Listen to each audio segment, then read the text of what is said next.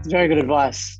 And just to continue on with that as well, I think you maybe reached a turning point at one point in your trading where you started focusing on reducing the number of mistakes that you made in the month. Yeah.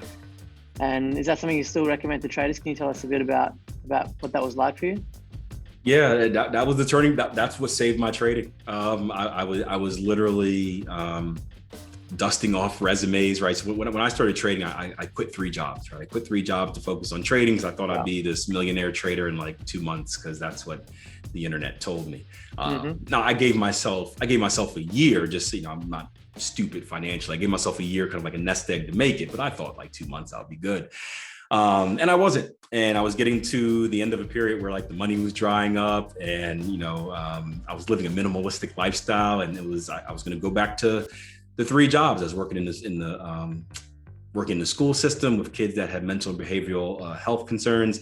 I was coaching track, and then I was a janitor at night. So I was cleaning like toilets and banks and stuff like that. It wasn't ideal. Well, at least you were in the financial system. Yeah. There we go. And so I had given up hope essentially, and I'd given up hope. And I remember it had to be later in the year, and I was doing kind of a year-end review. And at this time, I was ignoring everything my coaches and mentors were telling me, right? They're telling me, discipline, mistakes, trading psychology. I was like, yeah, whatever. Like, just, find the strategy that works. And I went back, I reviewed my trades, and I reviewed how they should be if I did everything I was supposed to do correctly, and then how they were. And I saw that, man, like if I would have done what I was supposed to do, I would have been profitable instead of negative. And I started counting mistakes, and I was making like 1 million mistakes. So I made myself, I kind of made a deal with myself. I said, hey, Akil, you're going to no longer focus on P&L, because I'd given up hopes on being successful.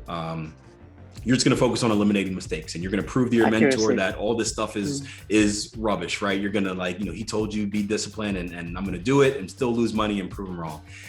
So I said, hey, if I'm making 30 mistakes in January, next month, I just want to make 29, at least 1 less per month. And I started doing that. I started focusing on the process. And the funniest thing happened. It had to be, I think it was around maybe April. So I got the email from my broker, and I'm used to it being like, parentheses and the negatives, and it was positive. And I remember emailing my broker back. I'm like, hey, you sent me the wrong statement.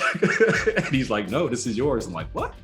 But I actually had made money. It wasn't a lot, but I wasn't bleeding my account. And that was kind of the game changer for me. And ever since then, I focused on the process, like just doing the right thing versus winner versus loser, and kind of shifting and adjusting on every single trade because of that.